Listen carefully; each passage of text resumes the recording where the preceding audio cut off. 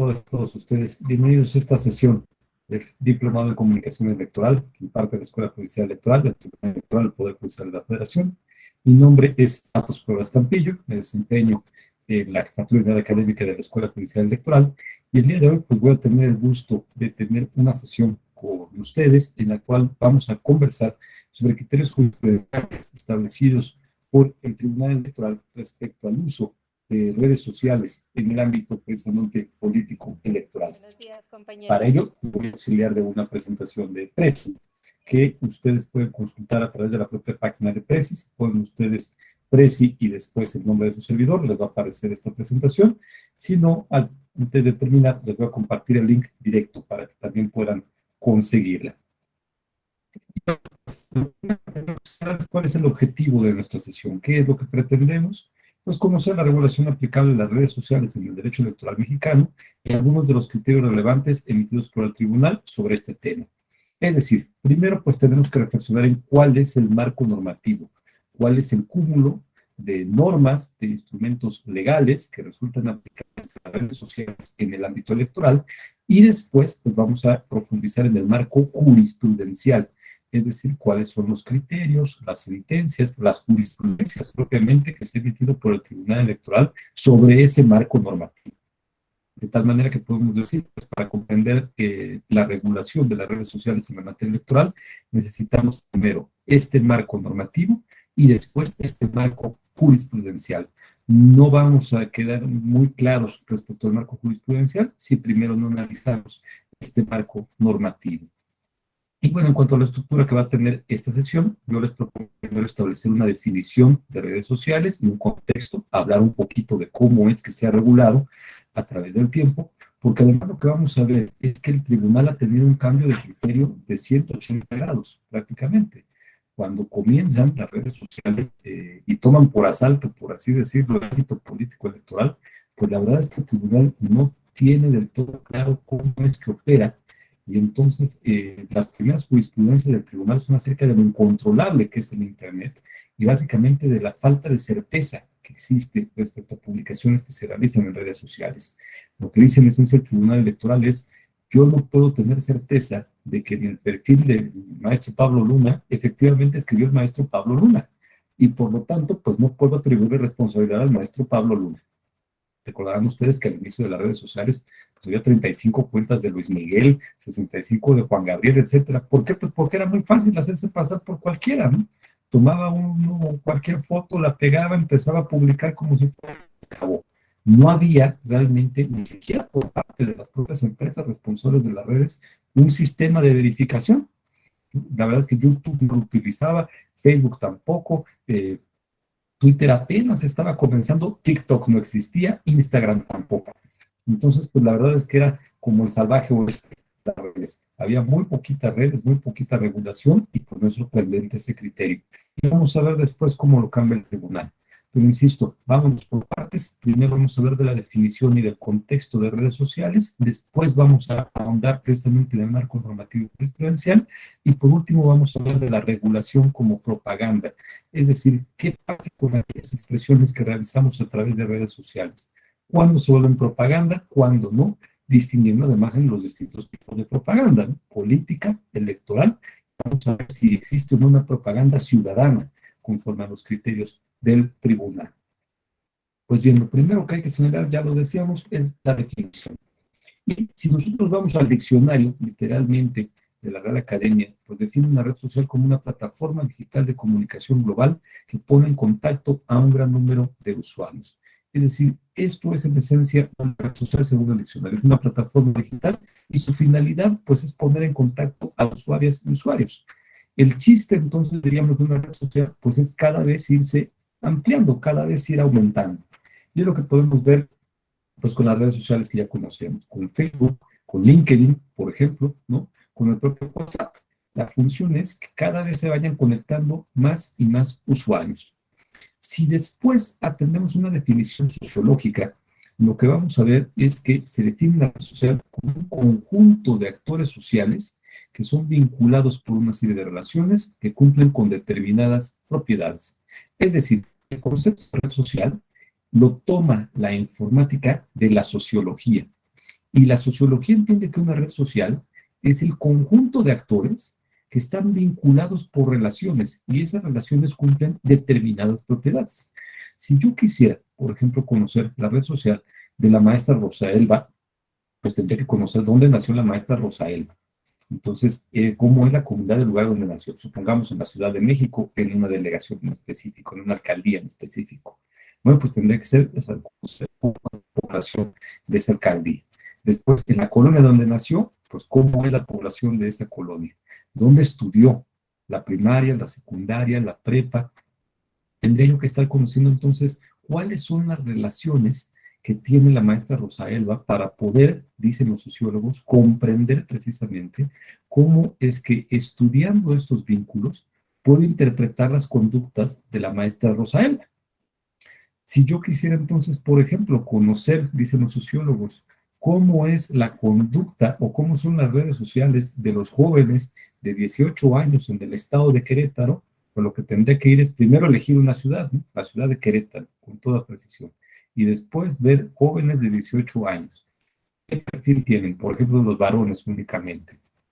Y empezar entonces a ver cuáles son las relaciones que tienen, a qué escuela van, qué hacen en su tiempo libre, a qué se dedican, qué páginas visitan, etcétera. Y al estudiar esos vínculos, entonces yo voy a poder, dicen los sociólogos, interpretar las conductas de esos jóvenes. Y voy a decir, bueno, pues los jóvenes varones de 18 años en la ciudad de Querétaro, pues están interesados en estos temas. Les interesa la economía, les interesa el deporte, les interesa las universidades, les interesa que van a estudiar. En cambio, pues, ¿cuáles son los temas que no les interesan? Pues no les interesan, etcétera, etcétera, etcétera. Vemos entonces cómo, insisto, este concepto de red social lo toma la informática de la sociología. Y a su vez, la realidad es que la sociología lo toma de la matemática, el concepto de red. Dicen los matemáticos y las matemáticas, la red es el vínculo que existe entre dos puntos, ¿no? Entre el punto A y el punto B se forma una red. Y cuando tenemos un tercer punto, un punto C, se aumenta la red. Entonces, esto nos hace mucha lógica, precisamente con cómo operan las redes sociales, ¿no? Yo a través de una red social, pues conozco al maestro Carlos Oropesa y entonces cuando conozco al maestro Carlos Oropesa, conozco a las personas que conocen al maestro Carlos Oropesa y entonces puedo vincularme con esas personas y así me voy enlazando. E insisto, ¿qué es lo que hacen pues ahora los científicas y los científicos de datos? Pues estudiar las relaciones que tiene el maestro Carlos Oropesa para generar un perfil del maestro Carlos Oropesa y poder futurizar sobre las conductas del maestro Carlos Oropesa. Por ejemplo, que el maestro Carlos Oropesa pertenece a tales grupos, sigue tales páginas, ha expresado tales palabras, utiliza tales expresiones. Por lo tanto, el maestro Carlos Oropesa, yo futurizo que en las siguientes elecciones es más probable que se incline por un candidato o candidata con este perfil, ¿no? Entonces, ya vemos cómo, pues básicamente lo que hizo Mark Zuckerberg es aplicar en el ámbito de la informática una herramienta que permitía conocer estas relaciones y que uno mismo lo hace, ¿no? En lugar de tener a una persona que estuviera recopilando estos datos, es uno mismo quien voluntariamente entra a estas redes, comienza a enlazarse y comienza a compartir estos datos. Entonces ya tenemos una primera noción de qué es una red social, ya vimos el concepto que utiliza el diccionario, ya dijimos que viene de la sociología, que incluso se vincula con la matemática y que nos hace sentido en cómo operan las redes sociales. Pero la pregunta sería si existe además una definición jurídica de red social. Y ahí lo que tendríamos que decir es que no existe una definición clara en un texto jurídico electoral. Es decir, no hay una legislación electoral, no hay una ley electoral que realmente nos diga red social es esto.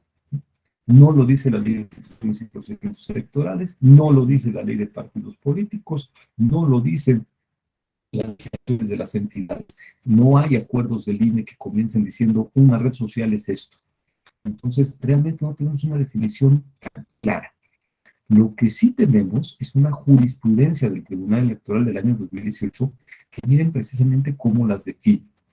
Como medios de comunicación que posibilitan un ejercicio más democrático, abierto, plural y expansivo de la libre expresión. Entonces, para el Tribunal Electoral, las redes sociales son sobre todo medios de comunicación, como lo es la radio, como es la prensa, como lo es el Internet en general. Es un medio de comunicación y dice el Tribunal, su chiste, su cualidad, es posibilitar este ejercicio de libertad de expresión con las características de ser más democrática, más abierta, más plural y más expansiva. La lógica entonces que le atribuye el tribunal a las redes sociales es cada vez ir creciendo en el ámbito de la libertad de expresión. Más democrático, más abierto, más plural, más expansivo. Por lo tanto, pues ya podemos ver que el tribunal electoral pues sí tiene una simpatía, digamos, por las redes sociales. Y la función entonces del tribunal es no acotar las redes, sino velar por esa naturaleza de las redes. Continúa diciendo el tribunal, son herramientas comunicativas que permiten divulgar ideas, opiniones e información. Es decir, yo puedo intercambiar a través de mi red social básicamente cualquier contenido, cualquier tipo de idea, cualquier tipo de opinión y cualquier tipo de información. Claro, hay ciertos límites, como lo vamos a ver, y hay responsabilidades por vulnerar esos límites, pero esencialmente, pues yo puedo contenido, puedo subir ideas, puedo subir opiniones o puedo subir información. Y además, puedo yo conocer precisamente las ideas, las opiniones y la información de otras personas. Esto es conocido en la jurisprudencia como la doble naturaleza o la doble dimensión de la libertad de expresión. La libertad de expresión tiene una dimensión individual y una dimensión colectiva o social. La dimensión individual consiste precisamente en la facultad de poder externar las ideas. Yo en este momento me estoy manifestando, ustedes hacen el enorme favor de escucharme, pero yo estoy ejerciendo mi libertad de expresión de forma individual. Yo estoy externando lo que pienso. En cambio, la dimensión individual o social o colectiva, perdón, la dimensión colectiva o social tiene que ver con la posibilidad de poder recibir información de ideas y expresiones de los demás. Ustedes en este momento que me escuchan, pues están recibiendo las ideas que yo estoy transmitiendo. Y en esa medida están ejerciendo la dimensión colectiva o social, ¿correcto? Entonces, la libertad de expresión no solamente comprende la facultad de poder expresarme, maestra Berenice, sino también de poder conocer las expresiones de los demás. Imagínense que nos dijeran, puede usted expresarse todo lo que quiera, maestra Rosa, puede usted decir lo que quiera, pero nadie le va a responder nunca. Pues es como estar en Robinson, como Robinson Crusoe en la isla, ¿no? O como este hombre, como Tom Hanks con el balón Wilson. Pues le habla y le habla, pero no le responde, no le devuelve nada a cambio. Entonces, tenemos que considerar tanto la dimensión individual como la dimensión colectiva o social. Y dice la Corte Interamericana, ambas dimensiones tienen la misma importancia y ambas dimensiones tienen que protegerse. De tal manera que cuando uno acota la dimensión individual, si yo, por ejemplo, censuro al maestro Pablo Luna, no solamente afecto al maestro Pablo Luna, afecto a todas las personas que queremos escuchar al maestro Pablo Luna, ¿correcto? Nos quedamos sin oír al maestro Pablo Luna. Que ese era el argumento que manejaba, por ejemplo, Carmen Aristegui cuando la despiden de una radiodifusora, ¿no? Ella dice, bueno, es que yo no solamente soy la afectada son las personas que quieren escuchar lo que yo tengo por decir, que decir. Entonces hay una vulneración no solamente a mi libertad de expresión, sino a la libertad de expresión de todas las personas que estén interesadas en escuchar. Ya vemos entonces y quedémonos con esta primera idea, que la libertad de expresión tiene esta doble dimensión, insisto, individual, pero también colectiva o social. Y por supuesto, opera en las redes sociales. Imaginemos lo mismo, ¿no? Yo puedo tener un perfil, pero no puedo enlazarme con nadie, pues eso realmente no sería una red social. Nada más sería un espacio donde yo puedo publicar ideas, pero no puedo tener ninguna retroalimentación. Entonces, lo que se debe permitir que yo pueda publicar mis ideas, sino que también pueda conocer las ideas de otros. Porque además, únicamente así es como se genera auténtico conocimiento. Yo confronto mis ideas con las de otras personas, amplío mi conocimiento leyendo, escuchando, aprendiendo de otras personas y puedo confrontar y puedo ir progresando. ¿Correcto?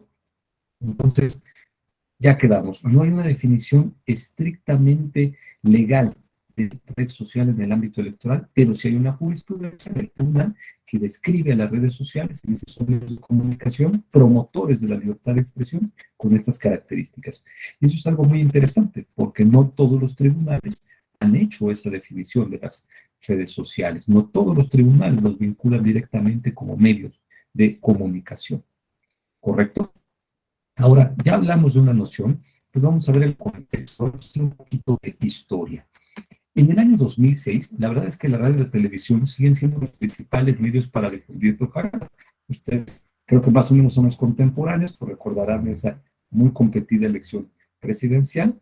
Es el año de López Obrador, es un peligro para México. Es el año de la elección tan agitada y tan controvertida que tuvimos. Y bueno, la radio y la televisión eran los principales medios de comunicación en ese entonces. Y la verdad es que las redes sociales y el Internet en general era muy poco utilizado.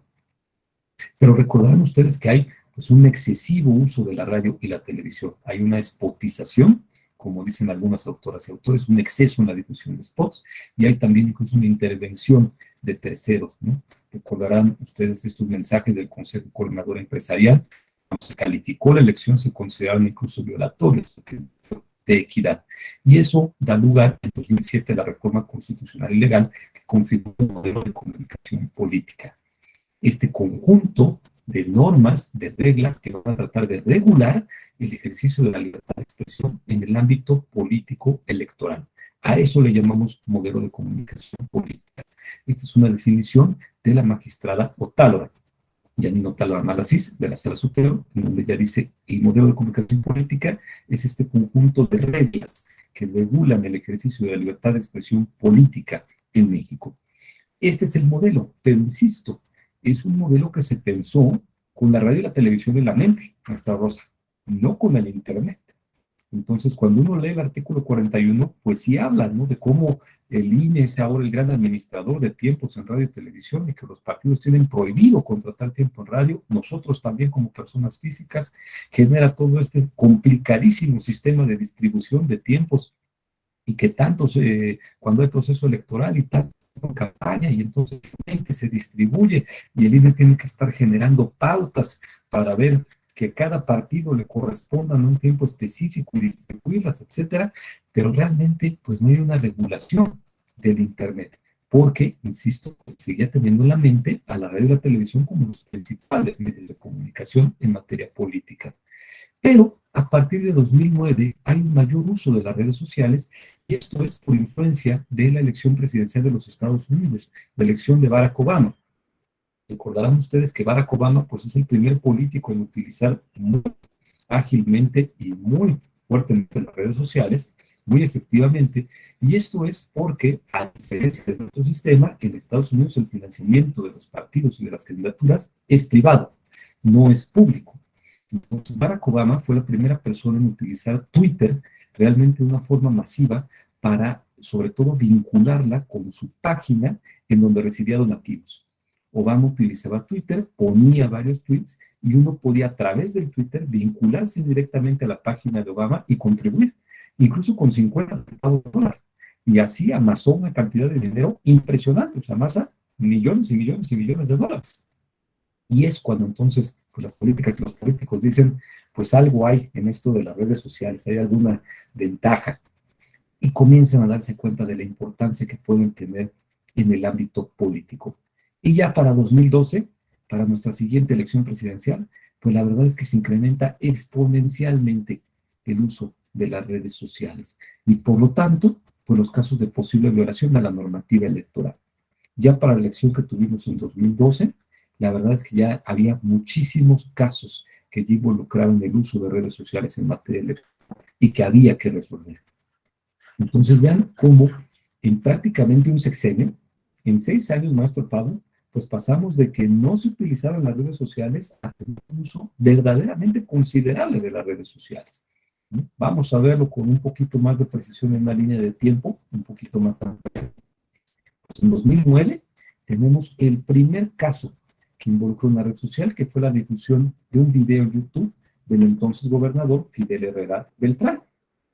A lo mejor ubican este video, era un video en el cual se hablaba del entonces gobernador Fidel Herrera y pues lo que se criticaba es que el gobernador se había ganado la lotería del estado en 2 ocasiones, maestra Rosa, ¿no? Y entonces el video utilizaba una canción, solamente que en lugar de decir yo te vi llorando, decía, yo te vi robando. Y entonces platicaba que el gobernador, pues curiosamente, se había ganado la lotería del estado en 2 ocasiones seguidas. Fidel Herrera ve este video en YouTube y entonces promueve una queja ante el INE y le pide al INE que baje el video de YouTube. Insisto, ya teníamos para ese entonces las reglas del modelo de comunicación política desde 2007, maestro Papa. Pero como lo habíamos comentado, pues esas reglas eran para radio y televisión. Entonces la facultad del INE de retirar propaganda estaba pensada para la radio y la televisión. Y ya había operado. Salió un spot, por ejemplo, del PAN en contra del PRD que consideraba calumnioso o denigratorio. Entonces el PRD se quejaba el INE iba entonces a las televisoras y les decía, me bajan este spot del Partido Acción Nacional porque es denigratorio, porque es calumnioso. Perfecto, ahí no había tanta duda, ¿no? O con estaciones de radio, pues iba con estación de radio específica y le decía, me bajas en ese momento ese spot que está transmitiendo tal partido, porque es denigratorio o es calumnioso. Sale. Pero hay un número finito y limitado de estaciones de radio y de canales de televisión. Nunca se había ido enfrentado a YouTube, a la situación de YouTube. Y primera pregunta de las consejeras y de los consejeros, ¿dónde está físicamente YouTube para ir a notificarles el acuerdo de medidas cautelares? Pues en California. Y después nos enteramos, pues sí hay unas oficinas de YouTube en Argentina. Entonces, ¿qué hacemos? Mandamos la notificación a través de un exhorto y metemos a relaciones exteriores, o de plano le pagamos a alguien del vuelo a Argentina que vaya, notifique y se regrese. Y pues se opta más bien por enviar el oficio directamente. Y cuando llega YouTube Argentina dice, mira, yo no entiendo qué es esto de un Instituto Nacional Electoral, que me dices que conforme a la ley mexicana hay que bajar este video, no sé por qué lo quieres bajar, no comprendo, no entiendo. Finalmente YouTube baja el video, pero por utilizar la música y violar derechos de autor. Como se utiliza la misma canción, dice, bueno, pues está violando derechos de autor por utilizar esa música, entonces baja el video. Pero se produce también el efecto cucaracha, nuestra Berenice, que es, pues, el video se retiró de una cuenta y al día siguiente estaba en 20 cuentas. Y YouTube lo quitaba de esas 20 cuentas y entonces estaba en 40, ¿no? Y además, pues, las cuentas se llamaban Ratón Miguelito número 65. Entonces, pues a ver, emplaza usted a Ratón Miguelito número 65 para que aplique la medida cautelar. Y pues nos damos cuenta entonces que el modelo de comunicación política y las medidas que entonces pues el INE no eran muy claras respecto a cómo aplicarse a redes sociales. Ya para 2012-2015, lo dicho, pues hay muchos más casos que involucran actos anticipados de campaña y difusión de propaganda negativa en Facebook y en YouTube. Es decir, ya de 2012 a 2015, en esos 3 años, se incrementan muchísimo los casos que involucran a las redes sociales y que implican difusión de propaganda negativa o actos anticipados de campaña. Y es entonces cuando precisamente el tribunal saca sus primeros criterios. Los pueden ver ustedes en las sentencias que señalo allí, donde dice, el Internet es un medio pasivo de comunicación. Dice el Tribunal Electoral, a diferencia de la radio y de la televisión, donde uno la prende en un canal, y perdón la expresión, pero creo que es muy ejemplificativa, uno se chuta lo que pasa en ese canal o en esa estación de radio, no hay posibilidad de determinar el contenido, dice el tribunal, tratándose de Internet, uno sí puede determinar el contenido, es decir, uno se mete a las páginas que quiere. Si usted quiere tener Facebook, tiene Facebook, nuestro Pablo, y si no, pues no lo tiene ya, ¿no? Si usted quiere tener Twitter, pues tiene Twitter, si no tiene una cuenta y se acabó. Entonces, dice el tribunal, primero, el Internet es un medio pasivo, en ese sentido. Uno elige a dónde se mete y por lo tanto la información. Y después dice, el problema del Internet es que genera una descentralización extrema de la información. Dice el tribunal, hay demasiada información, está totalmente descentralizada. Es decir, no hay unas cuentas, unas pocas cuentas que concentran la información, sino que al contrario, se va replicando, replicando, replicando, replicando. Entonces, usted puede ver un mismo video en YouTube, pero también lo puede ver en otras páginas, lo puede ver en Instagram, lo puede ver en Facebook, lo puede ver en Twitter, lo puede ver ahora en TikTok, se lo puede compartir también por WhatsApp o se lo pueden mandar directamente a su correo electrónico. Entonces hay una descentralización extrema de la información, dice el tribunal, y eso lo que genera es que sea muy difícil identificar con certeza a los usuarios y las fuentes de información, ¿no? Ya lo decíamos, pues había 25 cuentas de Luis Miguel. Entonces, ¿quién era Luis Miguel original? Pues la verdad, quién sabe. Pero también había pues, 25 cuentas de Cuauhtémoc Blanco cuando era candidato. Entonces, ¿cuál era el Cuauhtémoc Blanco candidato original? Pues tampoco se tenía certeza. Y si cometían entonces actos anticipados o propaganda negativa, pues cómo saber cuál era el verdadero. Cuando yo llegaba con el verdadero, él me decía, mira, esa no es mi cuenta es distinta, yo no publiqué eso, por lo tanto no soy responsable. Y a ver, demuéstramelo, ¿no? Demuéstrame que esa sí es realmente mi cuenta. Pues no era factible. Y mucho menos cuando no había, la verdad, una relación tan estrecha entre las empresas de redes sociales y YouTube o el mismo tribunal. Y por lo tanto se dice, bueno, ahí está descentralización de la información, ahí está falta de certeza de los usuarios, maestro Carlos, y como hay esta falta de certeza, pues yo no puedo atribuir responsabilidad.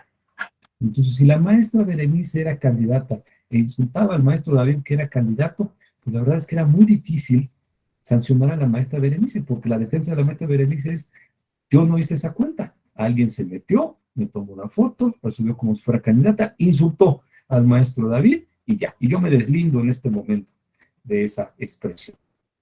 E insisto, que no teníamos muy claras las reglas, entonces no había mucho que se pudiera hacer al respecto. En 2015 comienzan también las primeras peticiones para retirar tweets y publicaciones, pero justo dice el tribunal, en el derecho electoral no hay una regulación sobre redes. Ahí toma una postura, la verdad, muy formalista el tribunal y dice, yo reviso la ley de instituciones, yo reviso la ley de medios y no encuentro una regulación de redes sociales. Y como no hay una regulación sobre redes, no puedo dictar medidas cautelares para retirar información publicada en ellas. Esto que decíamos, ¿no? No me dice la ley cómo es que tengo que notificar a Facebook o cómo tengo que notificar a Twitter. No me dice cómo evitar el efecto cucaracha.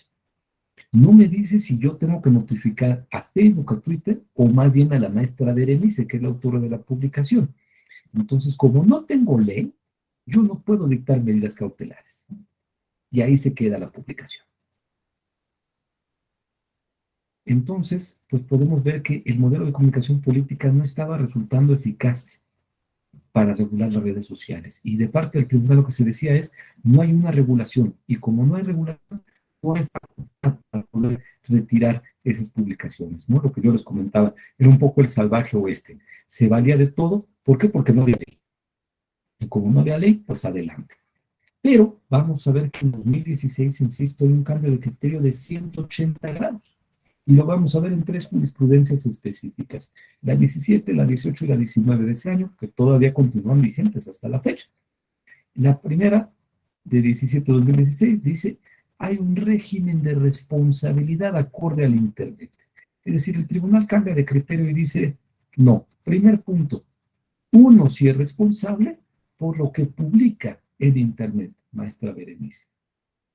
Uno sí debe de asumir responsabilidad de lo que pone. Ahora, veamos ya el año. De 2009 a 2016, la verdad es que las redes ya habían evolucionado bastante, ¿no?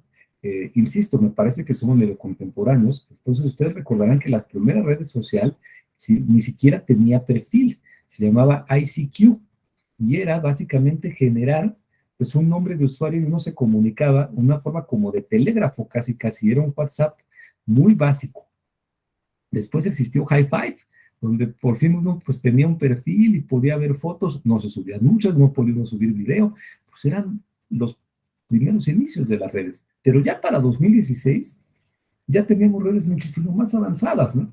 Facebook ya permitía autentificar usuarios, Twitter ya pensando, ya tenía muchísima claridad de cómo distinguir una cuenta oficial o cómo no. Las personas se daban cuenta de la importancia de autenticar sus cuentas. Entonces, muchas personas pues buscaban esa certificación de Facebook, es decir, certifícame que yo soy la propietaria o el propietario de esta cuenta, yo soy el original, no ponme exactamente como se la maestra Berenice, la palomita azul de que yo soy a tus cuevas, las demás son cuentas piratas, ¿no? Por así decirlo. Entonces, eso también favoreció, veamos el año, insisto, y después tenemos la jurisprudencia 18 diagonal 2016, donde se dice, las publicaciones de ciudadanas y ciudadanos sobre partidos, candidaturas y sus ideas se presumen como espontáneas y deben protegerse. Este es el criterio que se ha mantenido. ¿Qué quiere decir? Que el tribunal considera que las publicaciones que hacemos las ciudadanas y los ciudadanos en redes sociales son, en principio, espontáneas. Cuando la maestra Giovanna escribe sobre política en su Facebook, es porque la maestra Giovanna quiere escribir sobre Facebook, ¿no? Cuando critica que le fue un trámite del gobierno y le pidieron demasiados papeles y no pudo sacar la licencia, o cuando dice que a su juicio pues el presidente municipal no hace lo que debe de hacer porque las calles están hechas una desgracia, cuando se queja de una iniciativa que presentó alguna bancada de algún partido, es decir, cuando se expresa en materia política, lo hace espontáneamente, lo hace porque le nace, diríamos, ¿no? Muy comúnmente, sin ningún interés, simplemente se está expresando en materia política. Cuando la maestra Berenice nos dice, a mí me gusta Marcelo para candidato, pues es porque lo hace espontáneamente. Y nosotros podemos rebatirle y decirle, oye, pero ¿cómo te gusta Marcelo y qué fundamentos tienes para decir que va a ser buen presidente? Y comenzamos entonces el debate político y lo hacemos, insisto, espontáneo, porque queremos, sin ningún beneficio. A contrario sensu, ¿qué pasa cuando la expresión no es espontánea? Cuando la maestra Rosa no pone un tuit sobre que yo soy el candidato porque esté convencida de ello, sino porque yo le di 20,000 pesos para que lo pusiera. Pues ahí la expresión ya no es espontánea. Ya la maestra Rosa no pone ese tuit espontáneamente, lo pone porque hay un acuerdo entre la maestra Rosa y yo. Ella pone el tuit y yo le doy 20,000 pesos. O la maestra Rosa pone el tweet y yo la nombro entonces mi secretaria de finanzas, ¿no? Hay un beneficio, hay una contraprestación por la promoción que me está haciendo la maestra Rosa. Ojo, no es ilícito que yo le compre el tweet a la maestra Rosa. En principio, yo puedo ir con ella y decirle, maestra Rosa, es usted toda una influencer.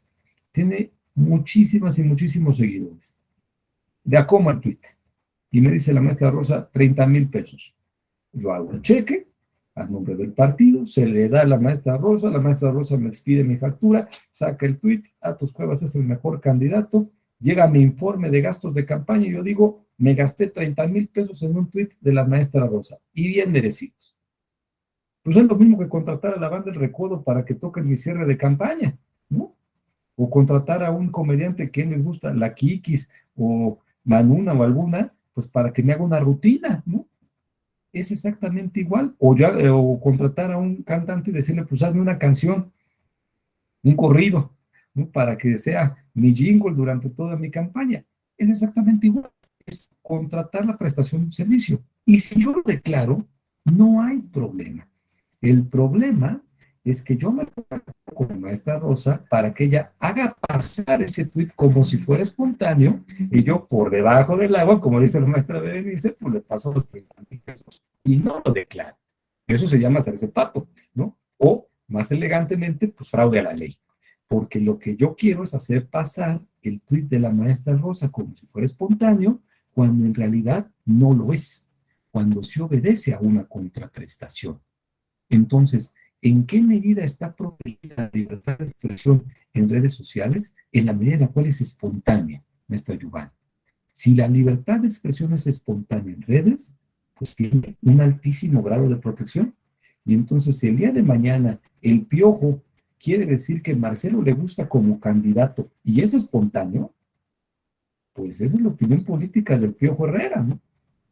Y tiene muchísima influencia, tiene muchísimo apego, pero pues esa es su expresión. El problema está cuando el Piojo lo dice y por debajo del agua le dieron el cheque de 100 pesos. O después el Piojo resulta que pues es el nuevo director de la CONADE, ¿no? Misteriosamente.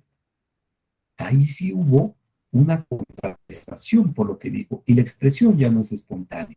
insisto, obedece a intereses, ¿correcto? Entonces, quedémonos con ese criterio porque es muy importante. Y después tenemos la jurisprudencia 19/2016, donde dice el tribunal, las redes favorecen la democracia y la libertad de expresión. Es decir, vuelve a este criterio sobre la naturaleza de las redes sociales y dice, las redes sociales favorecen la democracia y la libertad de expresión, maestra Berenice. Por lo tanto, cuando se dicta una medida sobre redes, lo que se debe de hacer es proteger la interacción entre usuarias y usuarios. Cuando yo retiro una publicación de redes, no es para censurar, es para proteger la interacción entre las usuarias y los usuarios.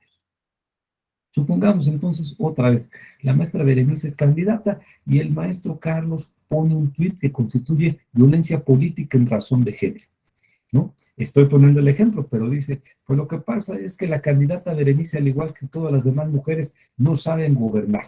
A ellas les toca lo privado, a ellas les toca la casa. Entonces cometen ese tuit violencia política en razón de género y yo ordeno que se retire el tuit.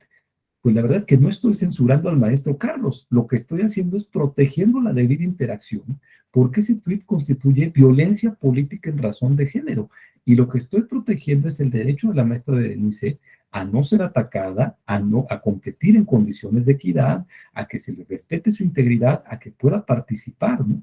Y que diga, oigan, pues el debate es sobre ideas, sobre posturas, y no cometer violencia política, ¿no? O al revés, resulta que la maestra Giovanna, que también es candidata, miente sobre el maestro Carlos y dice, es que el maestro Carlos tiene una averiguación previa porque cuando fue presidente municipal desfalcó al ayuntamiento y se robó toda la lana. Y el maestro Carlos dice, ese tuit me lo quita porque no es cierto. ¿Dónde está la averiguación previa? ¿Dónde hay una denuncia? ¿Dónde hay tal? Pues resulta que no existe, por lo tanto es propaganda calumniosa, pues se tiene que quitar. ¿Por qué? Porque lo que publicó la maestra Giovanna es una mentira, es una calumnia. Y entonces si yo no la quito, lo que está viendo la gente es una mentira. Y está opinando y está considerando una mentira. Entonces, insisto, la medida cautelar o el retiro de la propaganda cuando se dé en red no es un acto de censura, es una medida para proteger la debida interacción entre usuarios y usuarios. ¿Qué pasaría si no se dictara? Pues que entonces estaríamos nosotros tomando información falsa, denigratoria, calumniosa, discriminatoria, etcétera, ¿no? Veamos como contraposición Estados Unidos, donde el margen de la libertad de expresión es mucho más amplio. Ahí uno puede básicamente publicar lo que quiera. Recordemos a Donald Trump, ¿no? Y Donald Trump podría decir, pues vienen estas mexicanas y estos mexicanos y son la mayoría de los narcotraficantes y de los violadores. Es algo totalmente falso, pero no había forma de quitarlo. Y entonces muchísimas americanas y muchísimos americanos muy posiblemente votaron por él partiendo de esa falsedad. Cuando él dijo, yo voy a obligar a México a que pague el muro, pues no existía mecanismo para hacerlo, pero pues él lo puso y se la creyeron. Entonces ya vemos que la medida, dice el tribunal, cuando tú dictas una medida en redes, es para proteger precisamente la debida interacción. Lo que queremos son redes sociales donde el debate sea correcto, donde el debate sea conforme a las reglas del juego, maestra Berenice. Y no se vale entonces ni la violencia política, ni las expresiones discriminatorias, ni el discurso de odio, ni la propaganda calumniosa, etcétera, etcétera, etcétera. ¿Para qué? Para que tengamos esta debida comunicación, maestra Rosa, y entonces tengamos un debido intercambio de información. Y cuando vayamos a votar, lo hagamos sobre información que es verdadera. Si vamos a discutir sobre quién es el mejor candidato para 2024 o candidata, pues que lo hagamos sobre información cierta y no sobre mentiras, sobre prejuicios, sobre violencia política, etcétera, etcétera, porque eso no nos ayuda. Entonces, vemos cómo el tribunal hace este cambio de criterio de 180 grados, de decir, no es posible regular las redes sociales, a decir, momento, si hay un ámbito de responsabilidad en las redes sociales. ¿Y cuál va a ser mi parámetro para determinar la responsabilidad? La espontaneidad de la expresión. Y además, cuando yo dicto una medida, va a ser no para hacerle la vida de cuadros a la persona que hizo la expresión, sino para proteger la debida interacción entre usuarios y usuarios.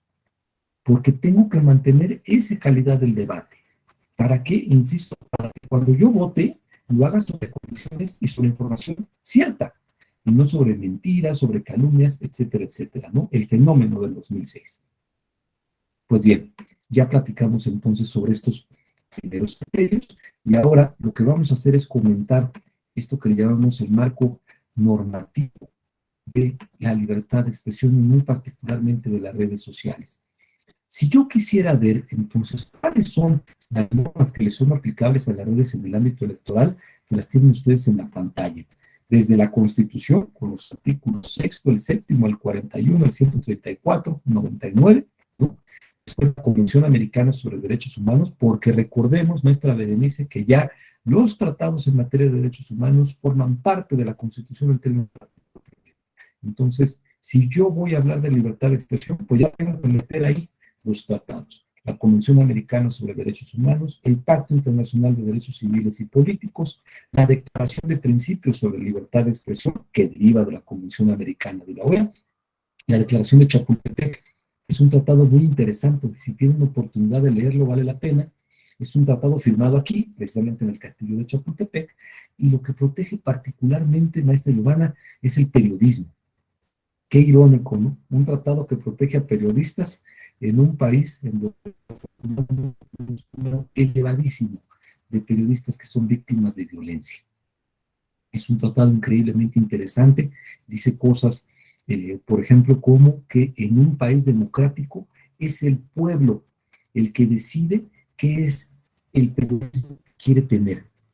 Insisto, es el pueblo, no son los gobernantes.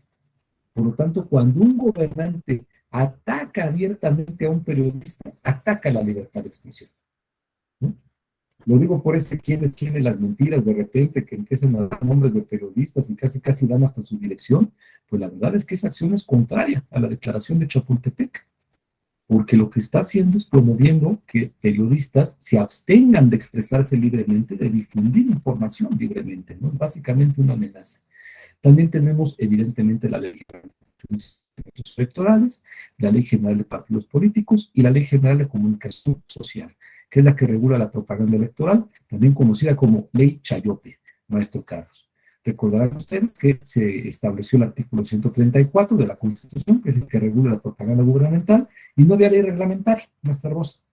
Y entonces, artículo 19 y otras organizaciones en materia de derechos humanos promueven un amparo y le dicen básicamente al Congreso, oye, pues llevas 4 años de omisión de regular este artículo a través de una ley, y por fin salió la Ley General de Comunicación Social, la Ley Chayote, que la verdad es que no es muy buena, ¿no? No es muy clara y sobre todo no tiene sanciones, maestro Pablo.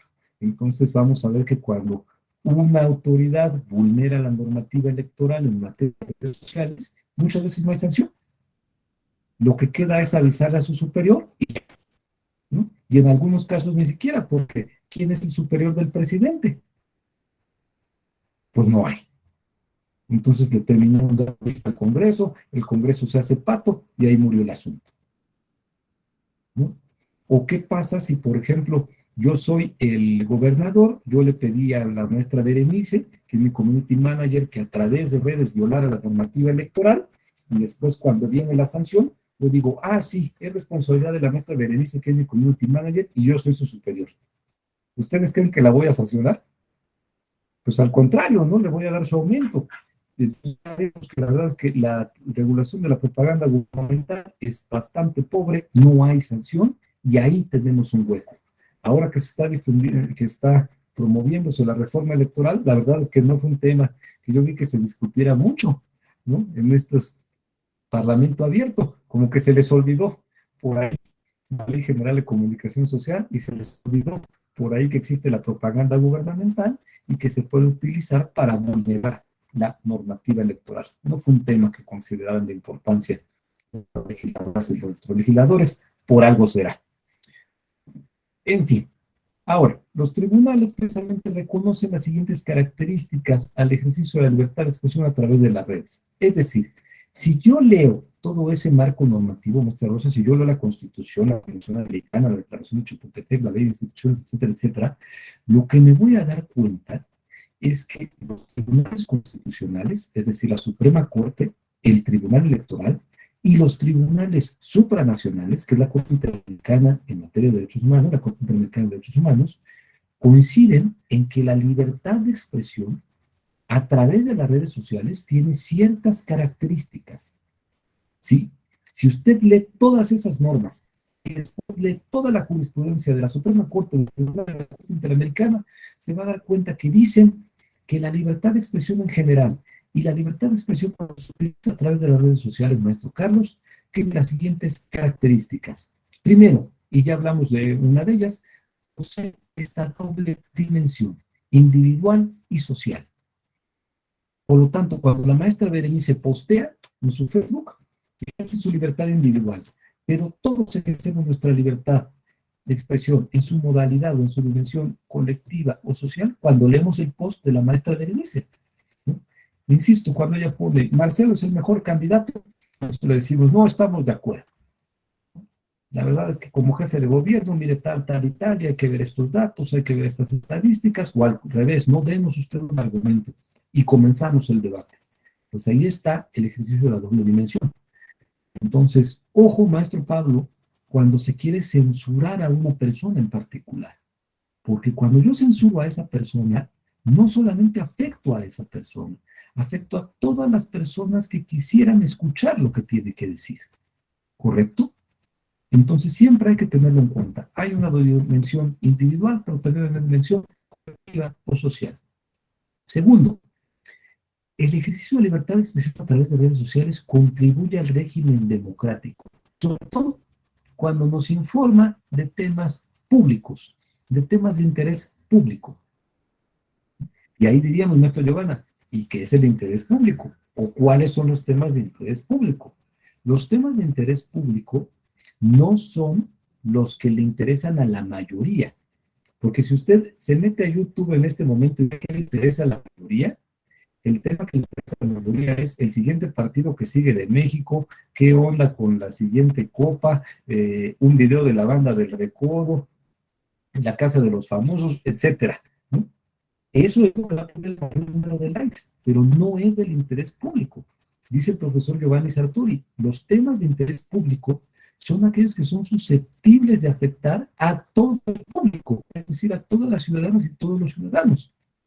Las iniciativas legislativas, los impuestos, la defensa nacional, el gobierno, precisamente, el comportamiento de nuestros gobernantes también. Esos son los temas de interés público, aquellos que son capaces de afectarnos a todas y a todos. Es un tema de interés público el debate sobre si hay o no una militarización en el país, ¿no? Si el aeropuerto nuevo funciona o no funciona. Ese es un tema de interés público, aunque tenga mucho menos likes que el último video de Dua Lipa, ¿no? Tiene mucho más afectación para el público saber si se distribuyeron correctamente las vacunas durante la pandemia o cuál es la nueva estrategia que tiene el doctor Gatel para que no nos muramos frente a la siguiente rebrote del coronavirus. Ese es tema de interés público, ¿correcto? Entonces, las redes sociales contribuyen al régimen democrático de por sí, ¿no? Porque podemos encontrar además de todo. Yo hace unos días estaba consultando, por ejemplo, cómo cambiar una chapa, ¿no? Y ahí viene el video. Toma usted su desarmador de cruz y mire, le pone aquí, le pone acá. Si esto se barre, pues significa que ya se formó la pieza, entonces tiene usted que comprar otra, ¿no? La verdad es que es muy útil tener acceso a esa información, pero sobre todo cuando se trata de temas de interés público. El pulso de la República, ¿no? Coincidamos o no coincidamos con lo que se dice ahí, pues toca temas de interés público, o un noticiero, o pues, Joaquín López Dóriga, ¿no? Cuando se refiere a temas de interés público, pues controla más el régimen democrático, porque son los temas que nos pueden afectar a todas y a todos, maestro Carlos. Entonces, cuando se realiza por una persona una publicación que sobre todo toca un tema de interés público, cuando la maestra Rosa habla de la línea 12 del metro y del accidente que ocurrió, cuando la maestra Giovanna se pronuncia sobre la conclusión o la aparente conclusión del caso de los 43 de Ayotzinapa, están hablando de temas de interés público. Ojo, aunque no sean periodistas, ¿correcto? Porque están expresándose sobre temas que nos afectan a todas y a todos. Por esto mismo, Hay una especial protección cuando tratamos temas de interés político o personas políticas. Hay una especial protección, insisto, cuando el tema es político, maestra Berenice. El tutorial de maquillaje que puede dar está protegido, pero está todavía más protegido el video en el cual se debate si la reforma electoral en este momento es correcta o es incorrecta, porque es un tema político. Entonces todavía tiene más protección. Por lo tanto, veámoslo al revés. Es mucho más difícil censurar o bajar una publicación que tiene que ver sobre un tema político. Solamente en un caso muy extremo es aceptable una medida para retirar un tuit que tenga que ver con un tema político. ¿Cuál es un ejemplo? El discurso de odio, aunque yo lo diga en un ámbito político. Supongamos que yo soy candidato y entonces, perdón por la expresión, pero es para para ejemplificar.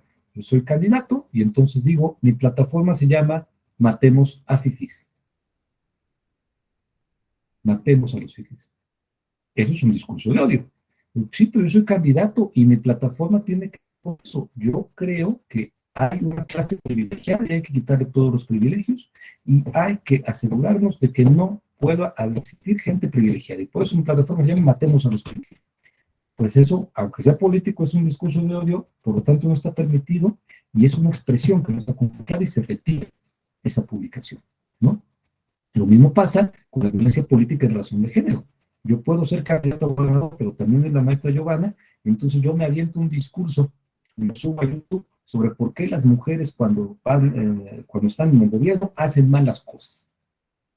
Pues eso es violencia política en razón de género. Y entonces, aunque yo sea candidato a gobernador, aunque lo esté dando en un debate político, esa publicación se tiene que retirar. He excedido la protección de la libertad de expresión.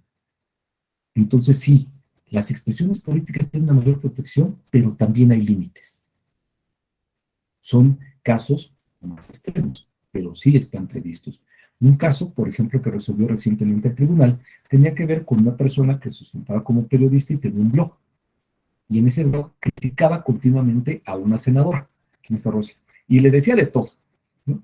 Que se había votado la iniciativa, que si la habían puesto únicamente por sus conectes en el partido, que si no tenía experiencia, y todas esas expresiones estaban permitidas, porque estaba criticando a la persona en su carácter de senadora.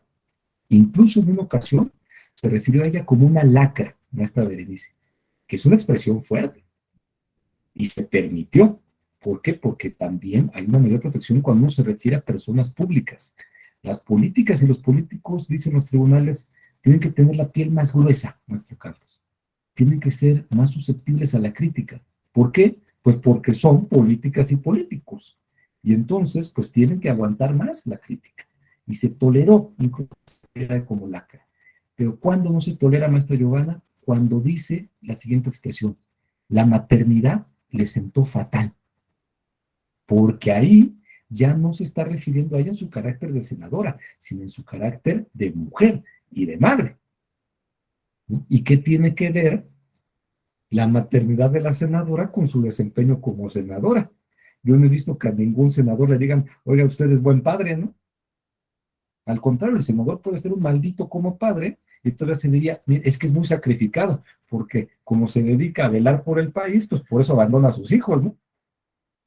Es un desgraciado como padre, pero es muy buen senador. Y la otra expresión que se consideró que no estaba protegida y constituía violencia política era que decía, sus cirugías le sentaron fatal, porque ahí también lo que estaba haciendo era establecer un estereotipo. Las mujeres que se dedican a la política tienen que cumplir con un estereotipo de belleza, ¿no? Tienen que ser además guapas. Y no es que pues, a los senadores se les pueda calificar muy guapos, nuestro Alejandro, ¿no? No nos importa, la verdad, si son guapos o no son guapos. Lo que nos importa es que sean efectivos.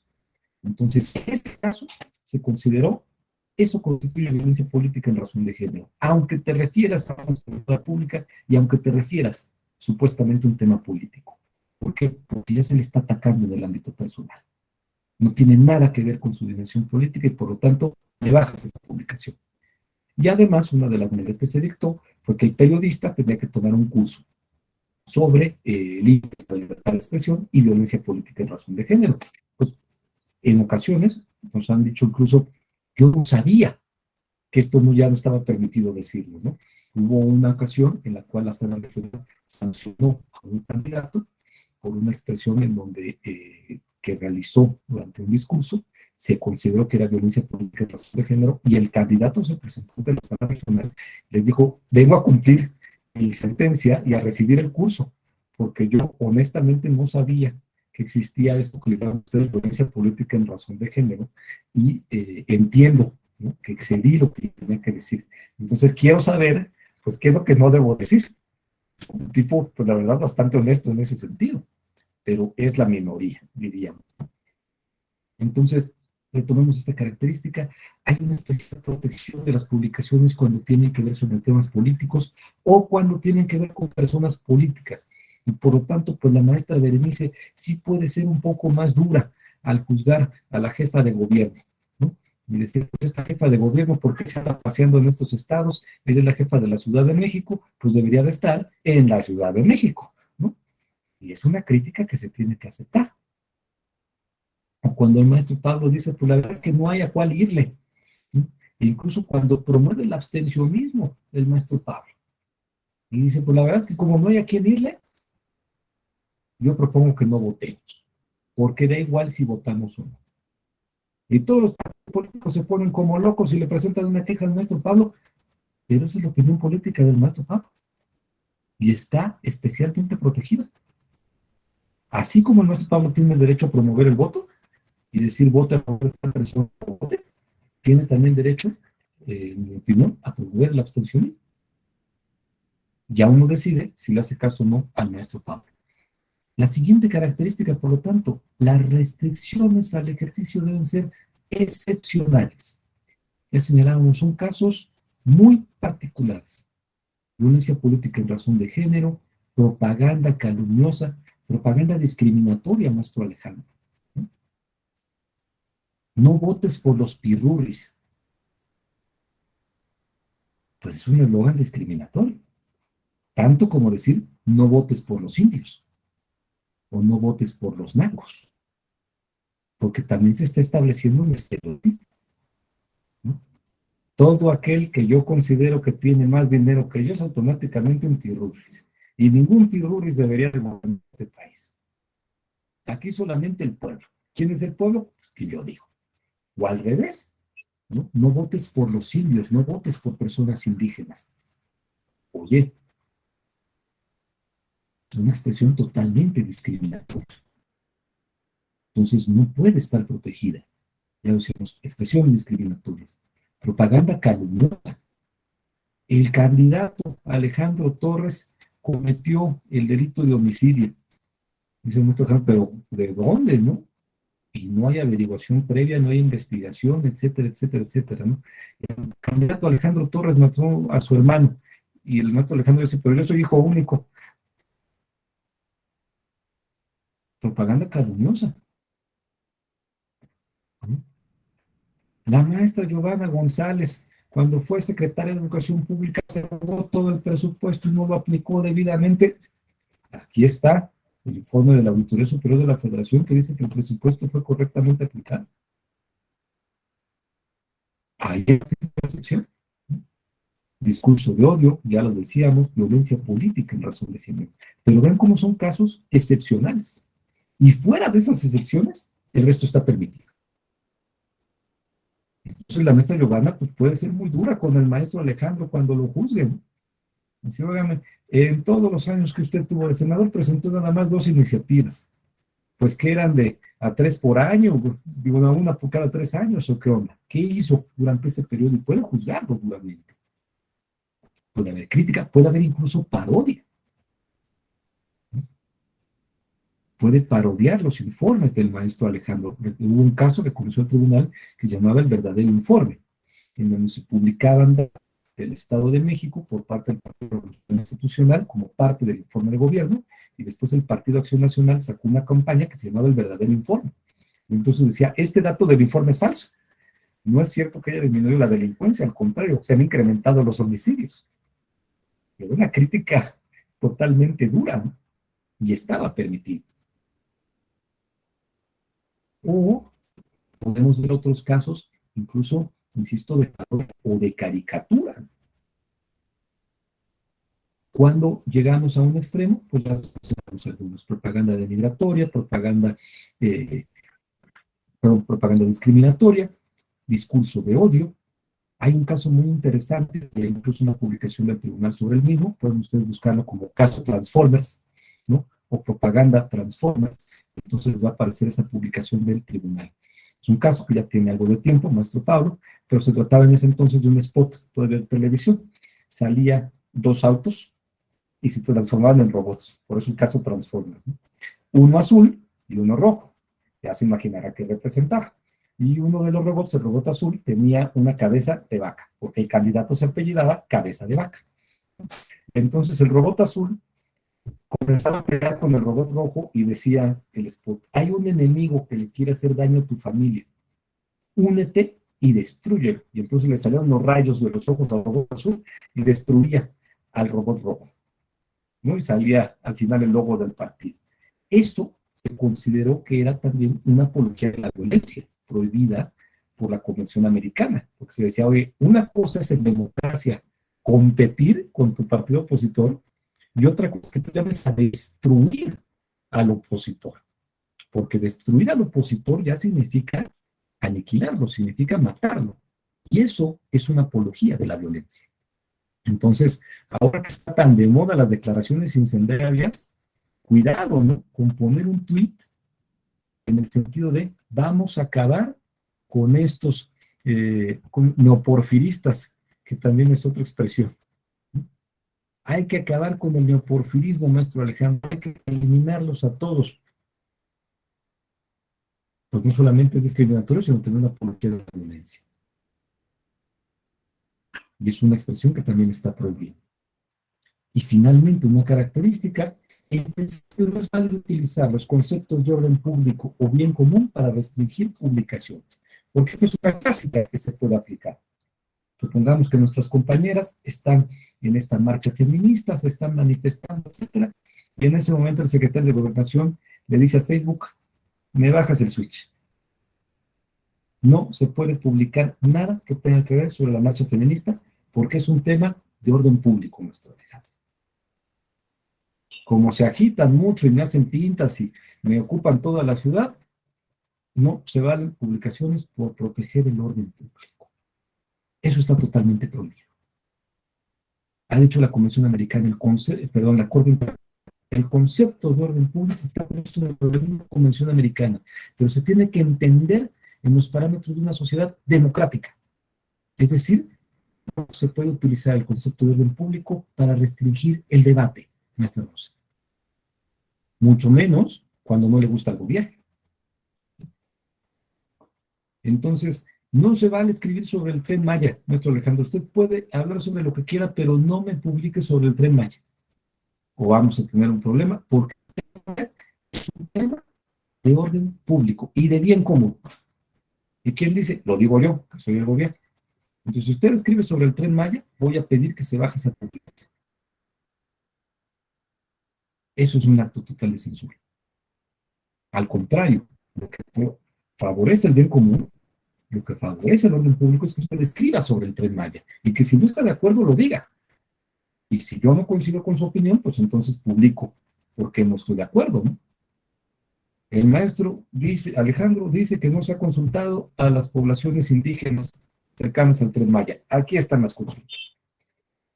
La maestra Berenice dice que no consideraron los estudios del medio ambiente en la construcción del Tren Maya. Aquí están los estudios. Pero lo que yo no puedo hacer es, insisto, decir, nadie me escriba sobre el Tren Maya porque es un tema de orden público. O maestra Giovanna, no me puede usted escribir sobre si hay militarización en el país, porque es de seguridad nacional. No.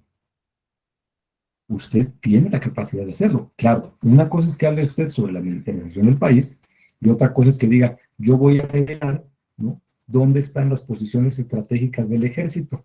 Y entonces los narcos ya saben dónde están las bases de los militares. Eso sí es de seguridad nacional. Pero no puede el gobierno impedir una publicación bajo los conceptos de orden público o bien común. ¿Correcto? No es. Entonces, ya vimos estos criterios. Vamos a profundizar en unos criterios más recientes de parte del Tribunal Electoral.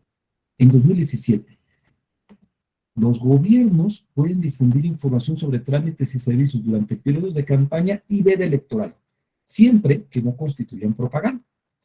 Ya hablábamos de la propaganda gubernamental, hasta de Denise. ¿Cuál es la propaganda gubernamental? Pues aquella que el gobierno para dar a conocer precisamente trámites y servicios. Y ojo, maestro Pablo, la propaganda gubernamental nos debe informar, no convencer, que es distinto. Nos tiene que informar, maestra Giovanna, el gobierno. Nos tiene que decir cómo hacer las cosas. ¿Dónde saca usted su licencia? ¿Dónde el maestro Alejandro recoge su cartilla? ¿Cuáles son los días que está abierto para realizar este trámite? ¿Qué documentos necesita usted? Todo eso es lo que nos tiene que decir. Lo que no se vale es que nos digan, y gracias a este excelente gobierno, esta Secretaría de Relaciones Exteriores pone a su disposición el poder recoger el pasaporte, mire qué buenos somos, mire qué efectivos, tómalo en cuenta en las siguientes elecciones. Eso ya es convencernos precisamente de que son un buen gobierno. Y ese juicio nos corresponde a nosotros, a la ciudadanía, no al gobierno.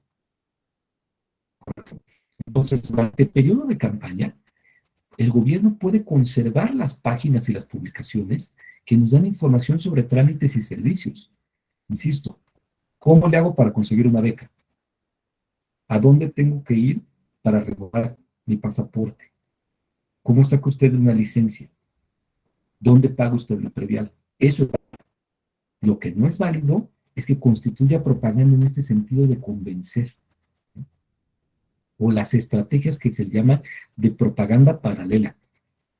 Sí se ha dado cuenta, nuestro Carlos, que cuando empiezan las elecciones, los municipios suelen pintar todo del color del partido que gobierna.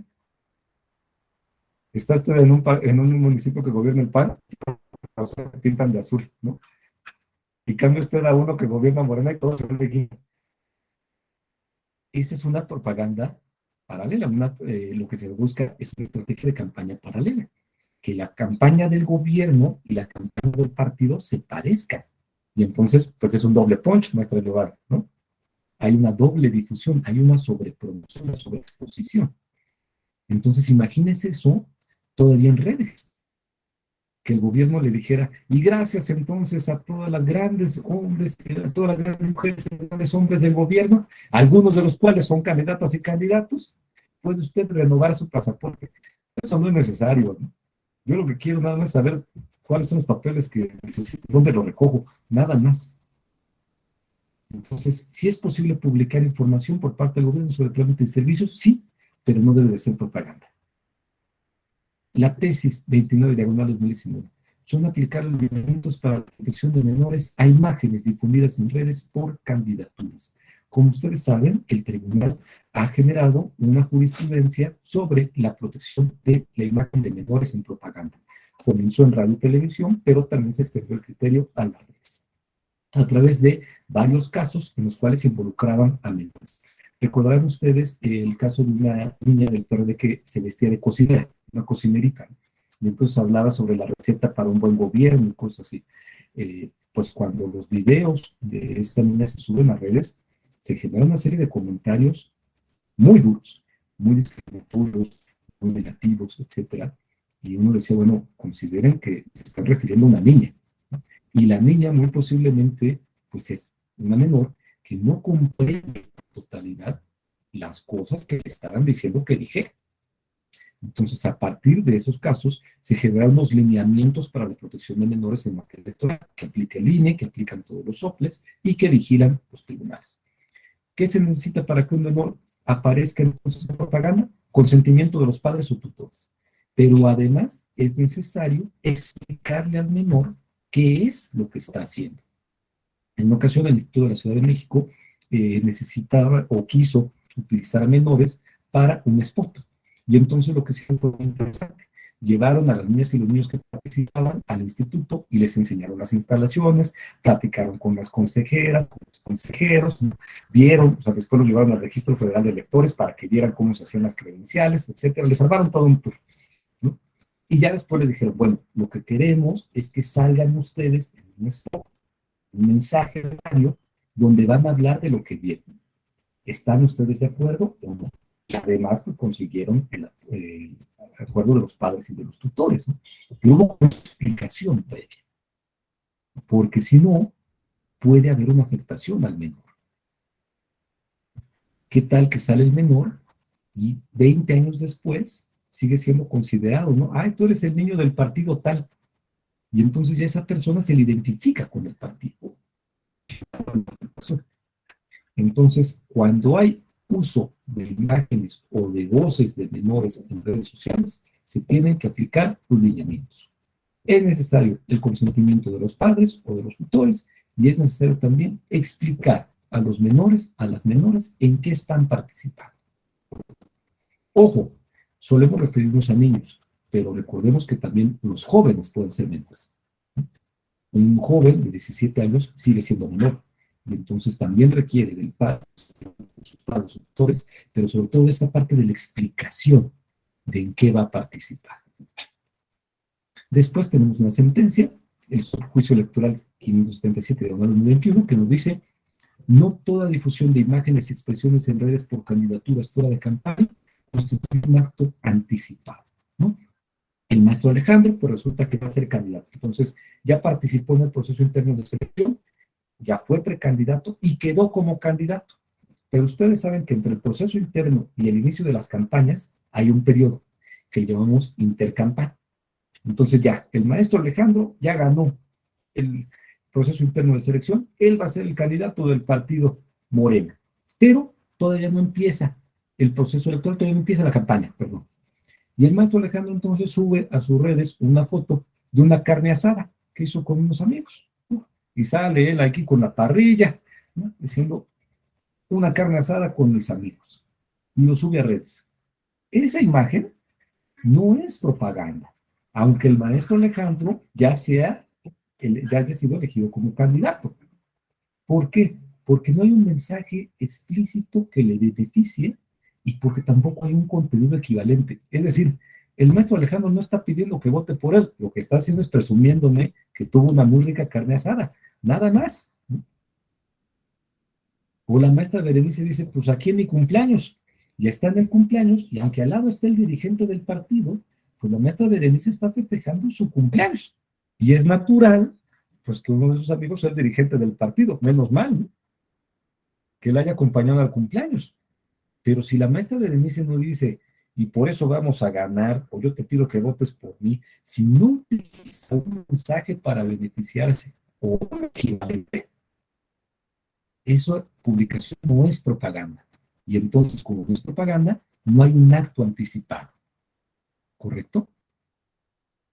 ¿Cuándo sí lo habría? Pues cuando la maestra Berenice pone aquí en el pastel, preparándonos para gobernar por el Estado de México.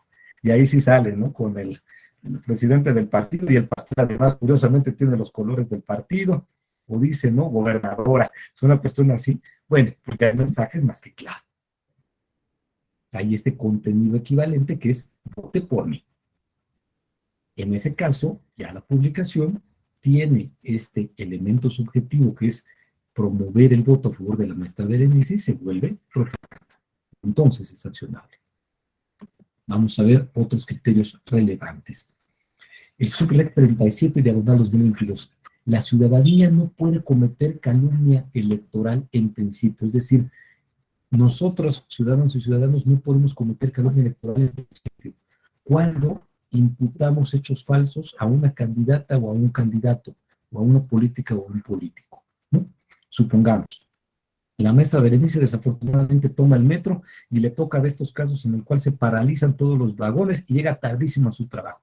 Y entonces dice, es que el director del metro se ha robado todo el dinero del metro y por eso no funcionan los camiones, por eso no funcionan los trenes y por eso no funciona el metro. Y pues resulta que no, el director del metro no se ha robado el dinero, ha estado aplicando correctamente los recursos, pero yo no puedo acusar a la maestra Berenice de que cometió calumnia electoral, de que mintió. Lo que pasa es que lo que está haciendo la maestra Berenice pues es sacar un poco, ¿no? Hacer un poco de catarsis y decir lo que está opinando sobre el servicio que hay. Y sí, está exagerando y puede cometer una mentira, puede decir algo que no es cierto, pero no es una calumnia electoral. Porque además, ¿cuál sería el beneficio de la maestra Berenice? Pues ninguno, insisto, no es catarsis, es sacarse lo que lleva adentro. ¿No? ¿Quiénes han buscado cometerla? Pues los aspirantes, otros candidatos, otros partidos, otras coaliciones, los observadores electorales y los concesionarios. Es decir, si en cambio el maestro Alejandro dice, lo que pasa es que la maestra Berenice, que es candidata, se robó el dinero y ella es la directora del metro. Ahí sí hay un beneficio, porque el maestro Alejandro quiere disminuir los votos de la maestra Berenice imputándole una mentira. O el maestro Alejandro a lo mejor no es el candidato, pero es el presidente del partido. O es un concesionario. Imaginemos que el maestro Alejandro pues, es dueño de estaciones de radio y entonces en todos los noticieros de sus estaciones de radio, la primera noticia es que la maestra Berenice se robó el dinero del metro. Lo que quiere hacer es disminuir el voto a favor de la maestra Berenice, generando una calumnia electoral. O si el maestro Alejandro fuera observador electoral, porque supone que los observadores y las observadoras deben de ser imparciales, ¿no? Lo que tienen que hacer es ver cómo se desarrolla el proceso electoral para ver si se apegó a las reglas. Pero imaginemos que yo soy observador electoral y digo, no, bueno, es que la maestra Berenice, que es candidata, ella mató a un hombre y no hay ninguna evidencia para ello. Pues yo ya no estoy siendo imparcial, yo estoy afectando la candidatura, ¿correcto? Entonces, ciudadanos y ciudadanos, en principio, no podemos cometer calumnia electoral. Las demás actores políticos, sí. Los aspirantes, las candidaturas, los partidos, las coaliciones, las fundaciones. ¿Por qué digo en principio? Porque ¿qué pasa cuando la maestra Berenice es periodista y yo le doy 100,000 pesos para que haga una nota mintiendo sobre el maestro Carlos, que es candidato? Pues ahí otra vez, la maestra Berenice no está ejerciendo el periodismo libremente. Lo que pasa es que yo le estoy comprando la nota para afectar al maestro Carlos. Es más, hasta le paso la información falsa, ¿no? Oiga, maestra Berenice, publíquese esta nota de que el ex senador Carlos, ¿no?, se robó los recursos que tenían que ver para la Comisión del Medio Ambiente. Dice, informes que son falsos. Y ella va y los publica. En ese caso sí hay calumnia, porque lo que está haciendo la maestra Berenice es apoyarme a mí a generar un perjuicio al maestro Carlos. Entonces, en principio, ciudadanos y ciudadanos no pueden cometer calumnia electoral. ¿Cuándo sí? Cuando se ponen de acuerdo con alguno de estos actores para llevarla a cabo. Un siguiente criterio de la sala regional especializada, lo que sí podemos cometer cualquier ciudadano y cualquier ciudadano, nuestro Alejandro, ojo, es violencia política en razón de género, que es este caso que les comentaba de la persona que decía ser periodista y que puso en su blog que a la senadora le había sentado fatal la maternidad y le habían quedado muy mal sus cirugías plásticas. Y él se defendía diciendo, pero yo soy periodista, tengo un blog y el periodismo está protegido. Sí, pero en este caso, estas personas cometen violencia política en razón de género. Usted se está refiriendo no a la senadora, se está refiriendo a ella como una persona y le está atacando un aspecto personal, es el aspecto de la maternidad y el aspecto físico. Y usted además está valiendo de un estereotipo, que todas las mujeres tienen que ser guapas, bajo opinión de usted. Y si no, están mal. Entonces, eso es violencia política en razón de género y eso sí es sancionable, incluso para periodistas. Ojo, porque también puede ocurrir, no se ha dado el caso, pero sería factible que una periodista mujer cometiera violencia política en razón de género contra un candidato. Pues es que un candidato es un bruto, como todos los hombres que no tienen sentimientos. Pues por más que sea periodista, esa expresión también cae en un estereotipo, maestro Alejandro, que es los hombres no tienen sentimientos, ¿no? Resolvemos todo a base de gruñidos y de palos, y entonces no debemos de gobernar. Pues somos por naturaleza violentos. Entonces, ojo con ese límite también establecido. Criterios, ahora vamos a profundizar un poco sobre los conceptos de propaganda. Como ustedes saben, hay diversos tipos de propaganda: la electoral, la política y la gubernamental. Quedémonos por el momento con esos tres. ¿Cuál es la propaganda política? La que difunden precisamente los partidos, los candidatos, los militantes, etcétera, fuera del proceso electoral, nuestra Berenice. Es decir, fuera de una elección. Cuando se realizan ese tipo de expresiones fuera de una elección, maestra Giovanna, es propaganda política. Y así lo dispone la Ley de Instituciones y Procedimientos Electorales. Dice, propaganda electoral es toda expresión que se realiza, partidos, candidaturas y simpatizantes en campaña para posicionarse frente a... Es decir, las expresiones que se realizan en campaña, en elecciones, son propaganda electoral. Las que se realizan fuera de elecciones son propaganda política. Por lo tanto, ¿cuáles son expresiones que constituyen propaganda electoral? Vota por mí, yo soy la opción para gobernar. O propaganda negativa, maestro Alejandro. No vote usted por la maestra Berenice, no vote usted por la maestra Rosa. El maestro Carlos sería un mal gobernante. Esa es propaganda negativa, propaganda electoral negativa, ¿correcto? En cambio, fuera del proceso electoral hablamos de propaganda política. ¿Y cuál es la propaganda política? Pues insisto, la que difunden los militantes, los partidos, fuera del proceso electoral. ¿Y qué es lo que tratan de hacer fuera del proceso electoral? Ganar adeptos, nuestra dice, ganar militantes, que es la que ahorita escucha usted en los spots de radio y de televisión, que sale, por ejemplo, Mario Delgado y dice, hemos ganado tantas elecciones, tenemos tantos gobernadores, tenemos tantos senadores. Pues ¿a qué está alentando? A que uno pertenezca al partido o simpatice con el partido. Esa es la propaganda política, la que se hace fuera de las elecciones. Y lo que uno busca, maestro Pablo, es ganar militantes o quitarle militantes al otro, ¿no? Pero no habla de elecciones porque no hay una elección. Y la propaganda gubernamental, ya lo decíamos, es aquella que divulga las acciones y los logros de gobierno o nos informa cómo acceder a los servicios o los beneficios del gobierno. Dice la Ley General de Comunicación Social, esta ley Chayote, que ya nos dice, la propaganda gubernamental es aquella que difunde las acciones y los logros de gobierno o nos informa cómo acceder a los servicios o beneficios. Estos spots que en la Cámara de Senadores aprobamos una reforma para la educación gratuita y nos la llevan presumiendo desde 1917, ¿no? Que está el artículo tercero. Pues ya algo nuevo. En la Cámara de Diputados tuvimos estos foros de parlamento abierto. Sí, ¿de qué se trataron los foros? ¿Quién sabe? Pero los tuvimos. Es ese tipo de propaganda. Entonces podemos distinguir entre la propaganda electoral, la propaganda política, la propaganda gubernamental, pero vendría la siguiente pregunta, maestro Pablo. ¿Existirá propaganda ciudadana? ¿Las ciudadanas y los ciudadanos podemos generar propaganda? Y entonces cualquier expresión política que yo hago automáticamente se vuelve propaganda, ¿o no? Ese es el dilema.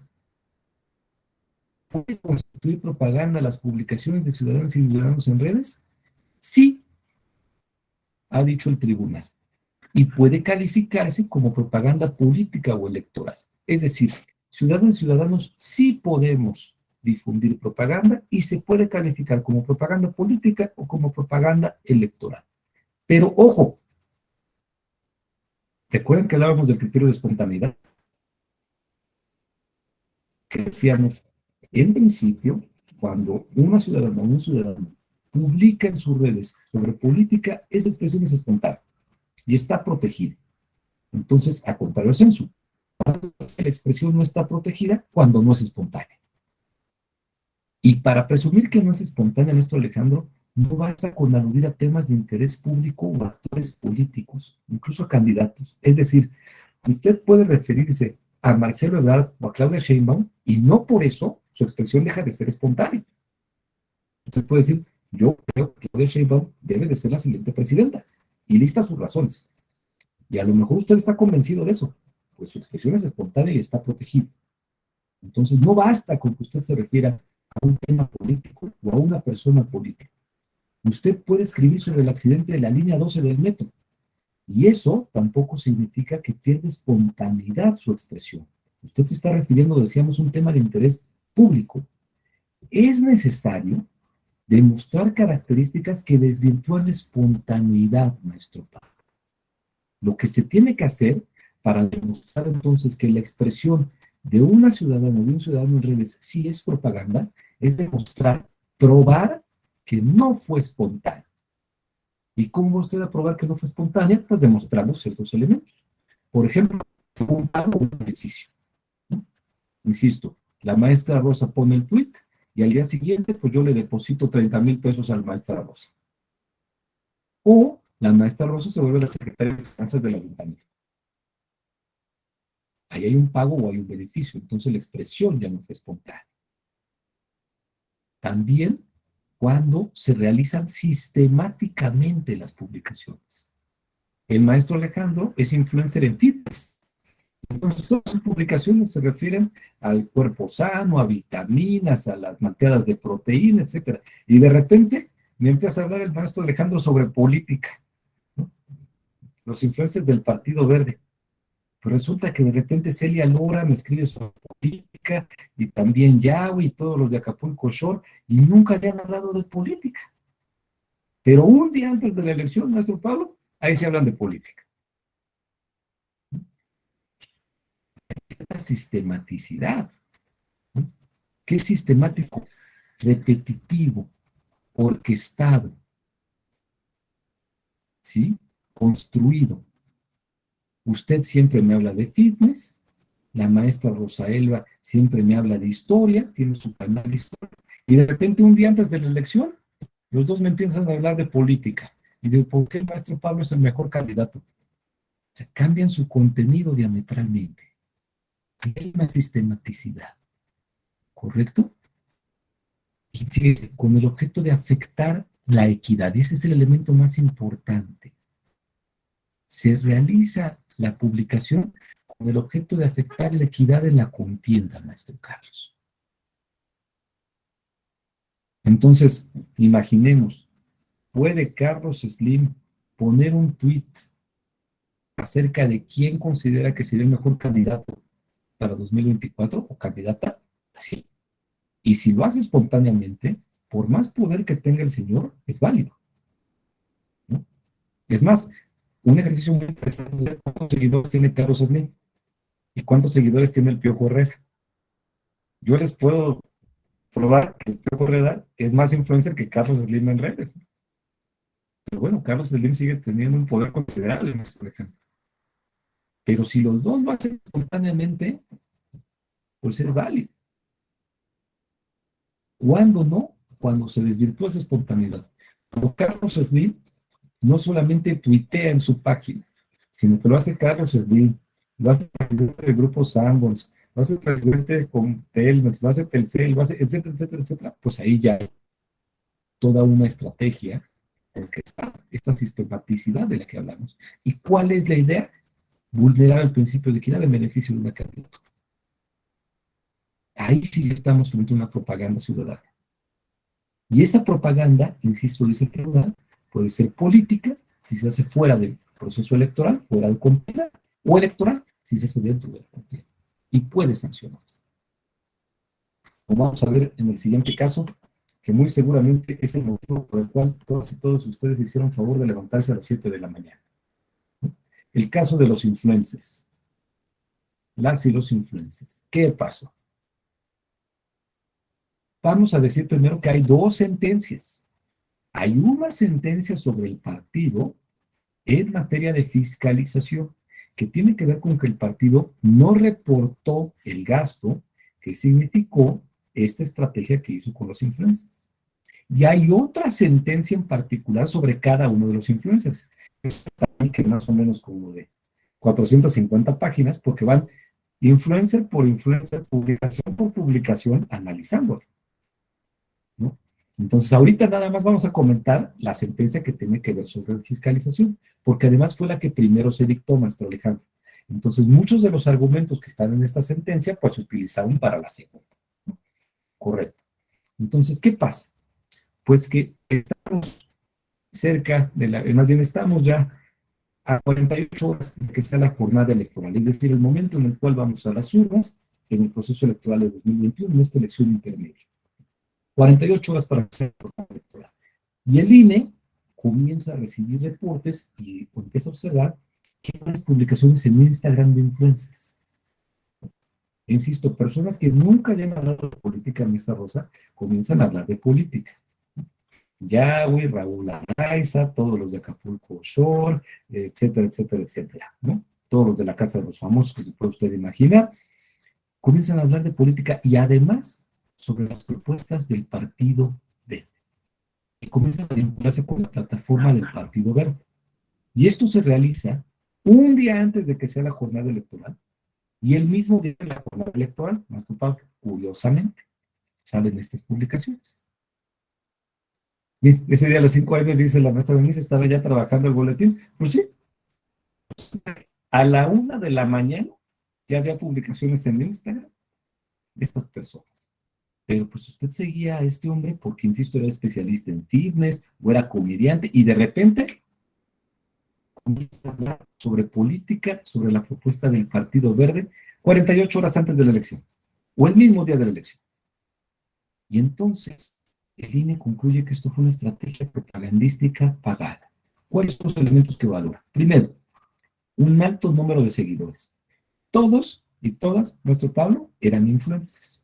Y entonces dice el INE, ¿qué es un influencer? Y se va pues hasta la raíz etimológica, es una persona que tiene influencia, etcétera, pero empieza a consultar los términos y condiciones de Instagram. Y resulta que usted le certifica la cuenta y lo consideran influencer cuando tiene usted, me parece que más de 10,000 seguidores. Entonces, cuando 10,000 personas ya lo siguen a usted, ya es un influencer y le ponen la palomita azul que decía la maestra Berenice. Entonces, todas y todos los que publican, ninguno es Juan de las Casas. Todos tienen un alto número de seguidores. Segundo, las fechas. Un día antes de la elección y el día de la elección. Es decir, durante la electoral. Cuando los demás partidos no podían salir y atacar esa estrategia, porque en ese momento no pueden realizar ningún tipo de expresión. Recordemos que la veda electoral es este periodo de 3 días antes de la jornada y el día de la jornada durante los cuales los partidos no pueden difundir propaganda. Ya nos llenaron de propaganda, ya nos mandaron spots, ya nos mandaron cartas, ya vimos los 1,001 espectaculares, los gallardetes, etcétera, ya.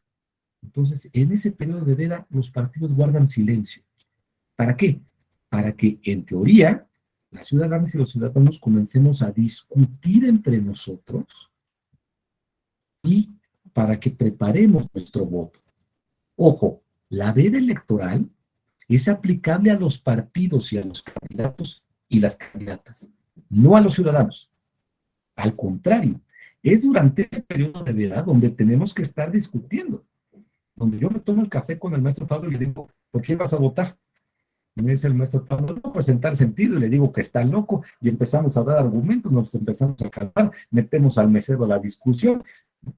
Para eso son esos días. Es al contrario, en esos días la ciudadanía tenemos que estar intercambiando ideas, intercambiando opiniones, información. ¿Cómo vas a votar por esta persona si realizó tal acto? Sí, pero tal otra cometió tal error. Sí, pero en la pandemia no hizo nada. No es cierto, sí hizo esto. Y empezamos a discutir. Entonces, insisto, la veda electoral es aplicable a partidos, a candidaturas, a militantes de partidos, pero no a ciudadanos y ciudadanos. Nosotros sí podemos discutir. El problema está en lo curioso, como dice la maestra Berenice, ¿no? ¿Quién sube un video a las 5 de la mañana en Instagram para publicar sobre la propuesta del Partido Verde cuando su canal es de cocina? Curiosamente, después hay un contenido atípico de los mensajes, precisamente esto que platicamos, ¿no? La cuenta de esta persona, pues ¿de qué le habla acerca de la maestra Alejandra? Pues de música, de las portadas en que sale, de los conciertos del papá, del rock, etcétera, etcétera. Y de repente el día de la elección, le vengo a hablar de las propuestas del Partido Verde y del medio ambiente, como que no cuadran. Todos los de Acapulco Shore, yo no creo, con todo el respeto, que haya existido comentarios políticos muy profundos durante las transmisiones de Acapulco Shore, o un debate, ¿no?, político acalorado sobre cuál era el mejor gobierno. Entonces, pues se me hace muy curioso que el mismo día de la elección, todos los de Acapulco Shore, Manelik, Yahweh, no sé quién, me empiecen a hablar de por qué debo de votar por el Partido Verde. Entonces ahí está atipicidad. No es ordinario y es, insisto, y hay una última coincidencia. Ninguno es militante del Verde. Porque todavía si fueran militantes, usted diría, bueno, pues nadie puede negar la cruz de su parroquia, ¿no? Es lógico que si usted es militante del Verde, pues promueva el Partido Verde. Pero si no es militante del Verde, qué curioso que usted promueve en sus redes el voto por el Partido Verde un día antes de la elección o el día de la elección, cuando usted me venía hablando de la dieta sana, de cómo hacer bien el cardio, de cuáles son las mejores pesas, y no tenía nada que ver. Entonces el INE considera esos elementos, pero también hay que valorar otros elementos. Primero, el partido tenía pleno conocimiento de la situación. ¿Por qué? Porque se le había robado.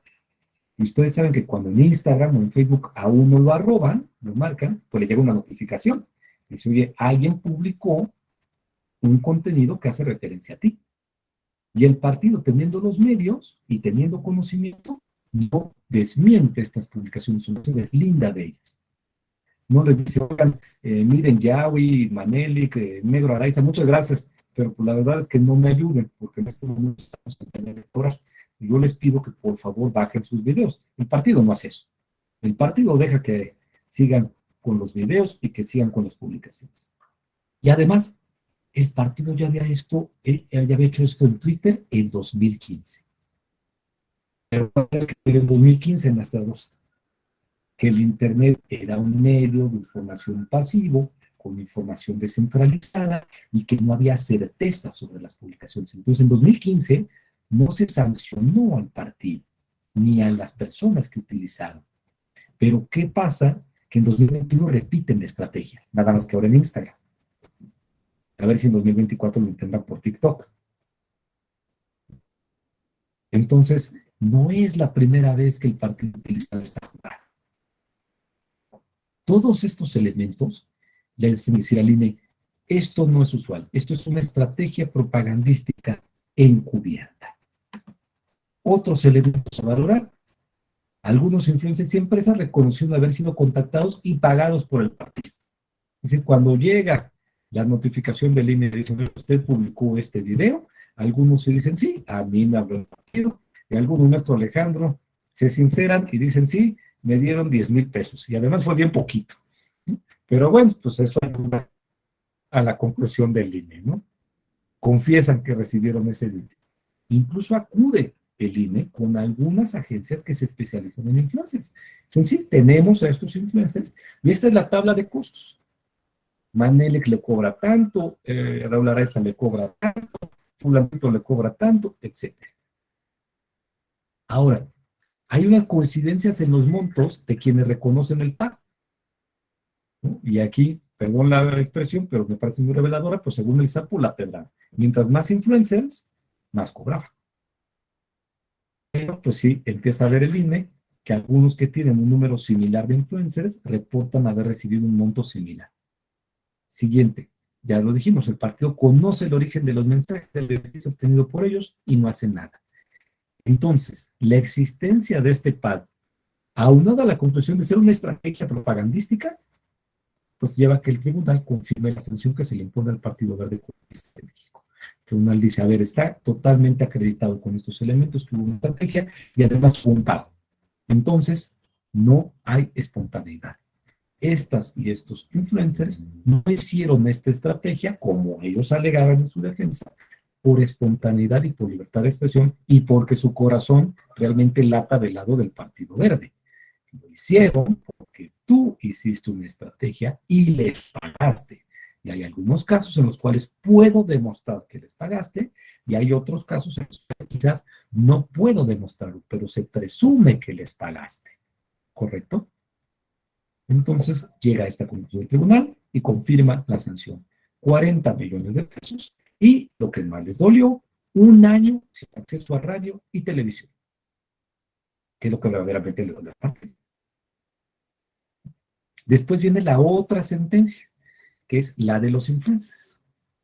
ahí pues la defensa es la misma. Yo lo hice en ejercicio de mi libertad de expresión, fue totalmente espontáneo. ¿Qué tiene? Si hoy quiero hablar de cocina y mañana del Partido Verde de nuestra Berenice. ¿Qué tiene de malo? Pues sí, pero a ver, ¿no? Insisto, yo creo que nadie nos metimos a ver la Casa de los Famosos pensando que íbamos a escuchar un debate político acaloradísimo sobre cómo se debió de gobernar el país. Entonces, reitera el tribunal su conclusión. Y ese caso fue muy interesante porque en primera instancia conoce la sala especializada del tribunal. Y la sala especializada proponía que además de las multas, se le aplicaran a los influencers las siguientes medidas. Primero, tenían que publicar durante 30 días que habían violado la ley electoral. Tenían que poner una publicación, así como pusieron su videíto, durante 30 días tenían que poner que habían violado la ley electoral, como un efecto disuasivo. Sí, puede ser algo duro, maestro Alejandro, ¿no? Tomo en cuenta que era un poco como una letra escarlata de decir, yo violé la ley electoral, pero pues tenía un poco de justicia poética, que utilizaran el mismo medio que emplearon para violar la ley, para hacer del conocimiento que violaron la ley. Segundo, tenían que tomar un curso sobre redes sociales y uso en materia electoral, o sea que muy posiblemente iba a tener que, su servidor, que terminar dándole el curso allá a William Manel y a Raúl Araiza sobre cómo utilizar las redes en materia electoral. Pero además les dice, cuando realices nuevos contratos, tienes que revisar que no vulneres la normativa electoral. Y si tienes una o un agente, ella o él tienen que revisar esta situación. Y la última medida, no vuelvas a repetir esta conducta. Posteriormente, la Sala Superior consideró que estas medidas podían ser desproporcionadas, entonces revocó y deja la multa, pero no deja de existir ese antecedente, en donde se buscaban estas otras medidas para que las y los influencers no volvieran a repetir la conducta. Porque ¿cuál era un poco el pensamiento? Pues en 2015 lo hicieron en Twitter y en 2021 lo están haciendo en Instagram, pues en 2024 sigue TikTok, hasta Alejandro. Y este criterio que muchas veces he utilizado, si la multa es económica, muy pocas veces genera un efecto disuasivo. Si el partido le pagó 100,000 a Raúl Araiza y yo lo multo con 20,000, pues tiene 80,000 de ganancia, ¿no? Quítele usted el del abogado, pues aún así sigue teniendo dinero. Entonces se generó ese criterio. Insisto, la Sala Superior lo revocó, pero pues conservamos esa iniciativa por parte de la Sala Especializada de buscar ahora, hablaba de una reparación integral. Es decir, no solamente debe de existir la multa, tienen que existir otros mecanismos para reparar la equidad que se vulneró en la contienda, pero sobre todo para que estas personas entiendan que no lo pueden volver a hacer. Porque si lo vuelven a hacer, entonces ya lo que me están demostrando es que la normativa electoral no funciona. Tengo que tomar otras medidas. Pues con esto yo concluiría la exposición. Yo quisiera dedicar estos últimos minutos a reflexiones, intercambios, preguntas y respuestas, si están ustedes de acuerdo. Si alguien tiene alguna pregunta, gusta levantar la mano o si gusta escribirla en el chat, con todo gusto lo podemos platicar.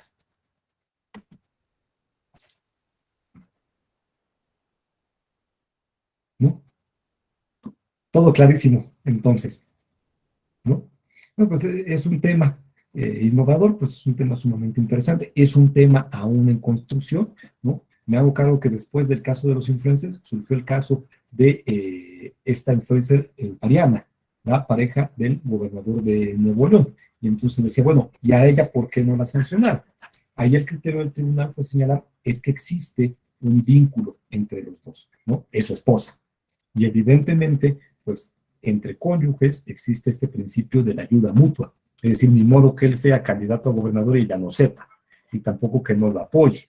¿No? Que salga y diga, no, pues yo voy a votar por otra persona. Pues en ese momento, al día siguiente, el gobernador presenta su demanda de divorcio.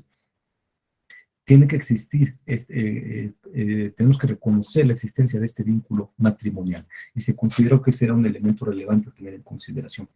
Pero también coincido en que ese precedente pues todavía no es del todo claro, porque después, ¿qué pasaría con no es mi esposa, pero es mi prima? no es mi esposa, pero es mi compadre, el maestro Alejandro, que curiosamente es influencer.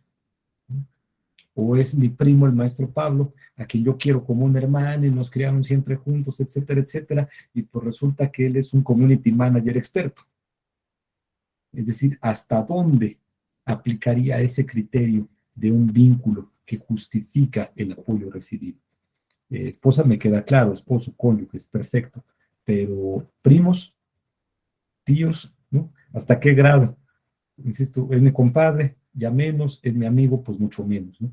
Entonces, me parece que todavía hay que aclarar ese precedente, hay que aclarar ese criterio y señalar quizás con un poco más de claridad y decir, es en este momento o es bajo estas condiciones que entendemos que se acaba también la espontaneidad. A lo mejor se reserva únicamente a los cónyuges, evidentemente pues también tendría que ser entre padres e hijos, ¿no? Me parece que sería la única relación equivalente.